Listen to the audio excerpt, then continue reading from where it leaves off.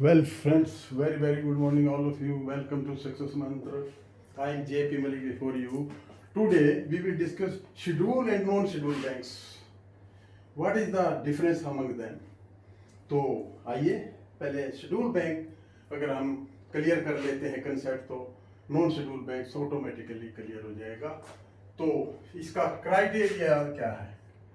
Criteria schedule bank का क्या criteria है इस कैटेगरी में आने के लिए? फर्स्ट है those bank which those bank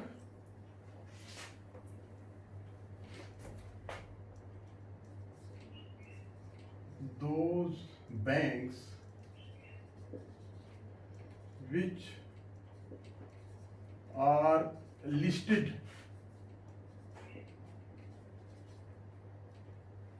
in second schedule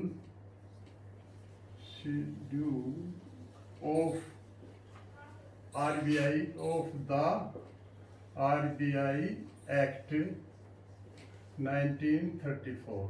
ये फर्स्ट मेन है शेड्यूल कैटेगरी में बैंक्स को आने के लिए। Second, those banks whose various parameters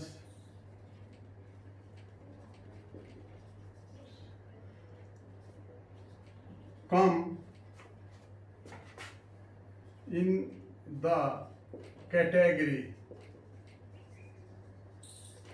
of under section 42 of the RBI Act 1934। ये वेरियस पैरामीटर क्या है? Those banks who follow various parameters under section 42 of the RBI Act। तो इसमें क्या आता है? जैसे शेड्यूल बैंक को CRR, SLR and various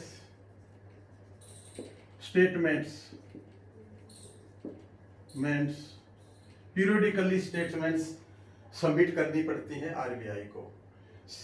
CRR means cash reserve ratio maintain करनी पड़ती है, स्टैट्यूटरी लिक्विडिटी रेशो मेंटेन करनी पड़ती है विद आरबीआई के साथ। तो नॉन शेड्यूल बैंक में भी CRR SLR, लेकिन वो CRR SLR अपने पास मेंटेन करके रखते हैं।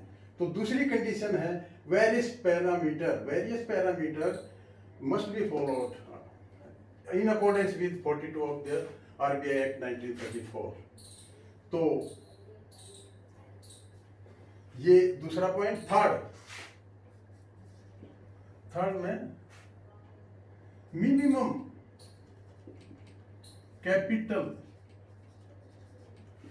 Plus reserve must be ₹5 lakh. 5 lakh से कम पेड अप कैपिटल नहीं होनी चाहिए। अगर 5 से कम है तो नॉन शेड्यूल बैंक है, अदरवाइज वो शेड्यूल बैंक की कैटेगरी में आ जाता है। चौथा, fourth point, to satisfy RBI that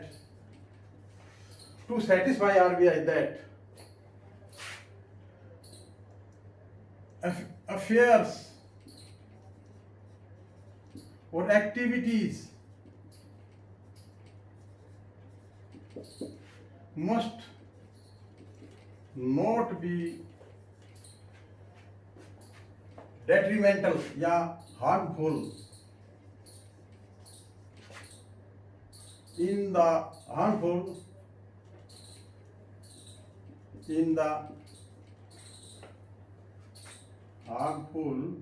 the interest of public depositors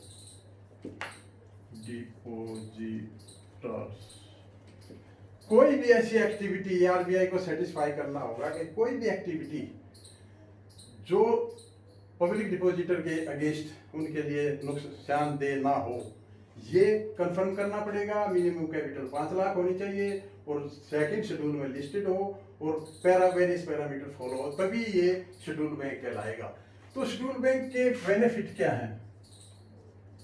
benefits number 1, loan facility from RBI, refinance भी कह सकते हैं, रीफाइनेंस फैसिलिटी। तो ये फैसिलिटी सिर्फ शेड्यूल बैंक को है, वो लोन ले सकते हैं, रीफाइनेंस फैसिलिटी ले सकते हैं आरबीआई से। तो एक तो ये बेनिफिट है। तो दूसरा, ये बैंक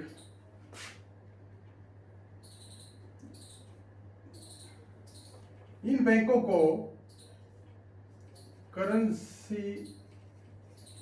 करेंसी चेस्ट फैसिलिटी, ये करेंसी चेस्ट के मेंबर हो सकते हैं और ये फैसिलिटी इनको मिल सकती है, शेड्यूल बैंक को। नॉन शेड्यूल बैंक को ये फैसिलिटी नहीं है। तीसरा, they can be member of clearing house के मेंबर हो सकते हैं और जो कलेक्शन वगैरह है, ये 3 बड़े बेनिफिट हैं। तो इसलिए शेड्यूल बैंक को प्रायोरिटी दी जाती है। तो मोस्टली जितने भी commercial bank, public sector bank, private sector bank, foreign bank, सभी शेड्यूल बैंक हैं, कुछ एक बैंक को छोड़ के। तो ये बेनिफिट थे। तो शेड्यूल बैंक और नॉन शेड्यूल बैंक में ये डिफरेंस है। कभी कभी CIB JIB में ये एग्जाम में पूछा जाता कि शेड्यूल बैंक क्या होते हैं। तो ये शेड्यूल बैंक की डेफिनेशन है, इसमें 4 चीज़ें होनी चाहिए, ये इसके बेनिफिट है। वो सिर्फ शेड्यूल बैंक पूछते हैं व्हाट आर शेड्यूल बैंक्स, तो ये है। अब ये चैप्टर खत्म होता है। अब पिछले वीडियो में एक मिस हुआ था, उसमें फंक्शंस ऑफ बैंक्स, बैंकों के फंक्शन में, बैंक्स में मैंने बताया था कि जो फंड एक्सेप्ट करता है बैंक का क्या काम? Accepting of fund for the purpose of landing and investment. तो उसमें क्या था? एक तो मोड था एसएफ का, एसएफ में करेंगे या करंट में करेंगे या आरडी या एफडी, फिक्स्ड डिपॉजिट में। तो आरडी ये तो ठीक है, आरडी में मैंने बताया था कि 1 से 10 साल तक की आरडी बन सकती है, लेकिन इसमें मैंने बताना चाहिए था कि 1 साल से 6 माह की भी आरडी बन जाती है और 10 साल तक मैक्सिमम डिपॉजिट हो सकता है। इसी तरह एफडी भी मैंने 1 से 10 साल बताया, जो कि 1 से कम की भी बनती है, 46 डेज की भी बनती है, और देखिए 6 मंथ की भी, 1 ईयर की भी, जनरली 1 ईयर की बनती है। और क्योंकि रेट ऑफ इंटरेस्ट यहाँ आकर के 1 साल 2 साल का लगभग बराबर है, इसलिए तो 10 साल से ऊपर का डिपॉजिट एक्सेप्ट नहीं किया जाता। लेकिन कुछ सर्कमस्टांसेस में क्या होता है कि 10 साल से ऊपर की भी एफडी बन सकती है। जैसे कोर्ट ऑर्डर है, कोई क्लेम केस है, क्लेम केस में क्या है कि कोई जो क्लेमेंट है वो माइनर है, 2 साल 3 साल 4 साल जो भी है, और उसकी एफडी, उस क्लेम केस को रखने के लिए एक एफडी 10 साल से ज़्यादा का भी कोर्ट ऑर्डर के हिसाब से एफडी बनती है। तो ये चीज़ें आपको यहाँ अमेंडमेंट रूप में बताई गई है। बाकी आज का जो मेन चैप्टर है शेड्यूल और नॉन शेड्यूल बैंक है, वो मैंने समझा दिया। I think it is clear. Have a nice day. Thank you.